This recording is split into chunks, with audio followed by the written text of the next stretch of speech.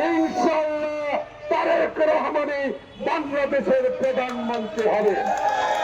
স্বাধীনতা কোনদিন আর ইনশাআল্লাহ বুকের সাহস নিয়ে বলতে পারি, বাংলাদেশের ভগবান মুক্তির রক্তের অর্জিত স্বাধীনতা বাংলাদেশের শেখ হাসিনা তুমি যদি আরো 100 জন্মগ্রহণ করে গেছো, বাংলাদেশে আর এই ষড়যন্ত্র করতে যাওয়া হবে।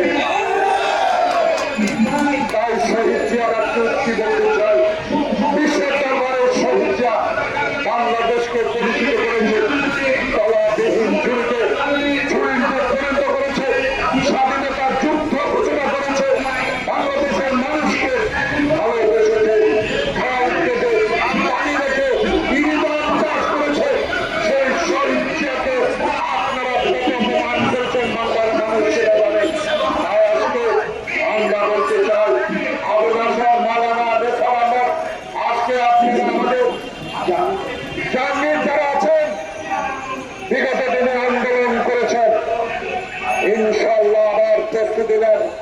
বাংলাদেশের জাতীয়তাবাদী শক্তি তারেক রহমান এখনো জীবিত, খালেদা জিয়া এখনো জীবিত।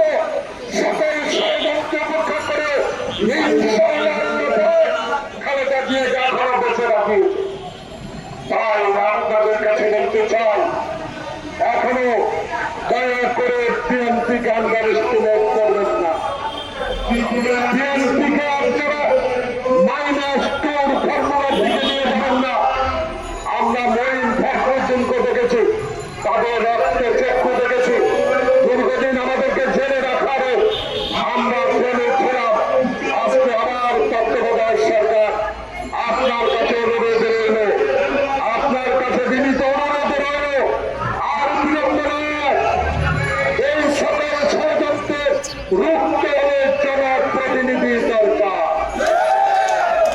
এই সকল চিন্ময় তত্ত্বাকে বাংলাদেশের ষড়যন্ত্র থেকে বিরত রাখতে হলে অবিলম্বে জাতীয় সংসদ নির্বাচনে দিতে হবে। ইনশাআল্লাহ তারেক রহমানই বাংলাদেশের প্রধানমন্ত্রী হবে। অস্ত্রের মামলাও তো দিয়েছেন, গ্রেনেড হামলার মামলাও দিয়েছেন, খালেদা জিয়াকে বিনা কারণে সাজাও দিয়েছেন, কিছুই করতে পারেন নাই। কোকোকে দেশ দিয়ে তাকে পৃথিবী থেকে বিদায় করে দিয়েছেন। খালেদা জিয়া আসতেন ছোট পুত্রকে, সকল কিছু আমরা জানি। খালেদা জিয়াকে আপনারা কারণ বাজারে মেয়র ইলেকশনের সময় পরিকল্পিতভাবে হত্যা করার ষড়যন্ত্র করেছিলেন। রাখে আল্লাহ মারেকে এখন খালেদা জিয়া বাংলাদেশে, তারেক রহমান বাংলাদেশে আসবে, শেখ হাসিনা আপনার পলাতক আসামি। আপনার যদি লজ্জা হতো,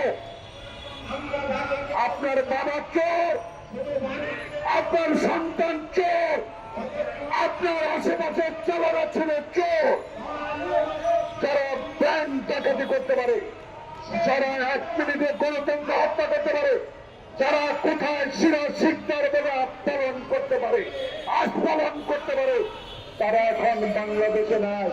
400 কোটি টাকা খরচ করে বাবার মূর্তি বানিয়েছিলেন, একটা মূর্তি আছে? যারা বলেছে খেলা হবে, তারা এখন আর নাই। যারা বলেছে তারা আমরা পালাই না, কিন্তু তারা সুটকেস নিয়ে পালাইয়া গেছে। তাই আমাদের সাহস, 16 বছরের সাহস, আরো দ্বিগুণ সাহস নিয়ে আমরা ডক্টর ইউনূস আপনার সাথে আছি, থাকবো। তবে দাবি একটাই, সচ্ছল ভাবে আমার ভোট আমি দিতে পারি, এর মাধ্যমে একটি নির্বাচনের তারিখ অবিলম্বে ঘোষণা করুন। আল্লাহ হাফেজ। বাংলাদেশ জিন্দাবাদ।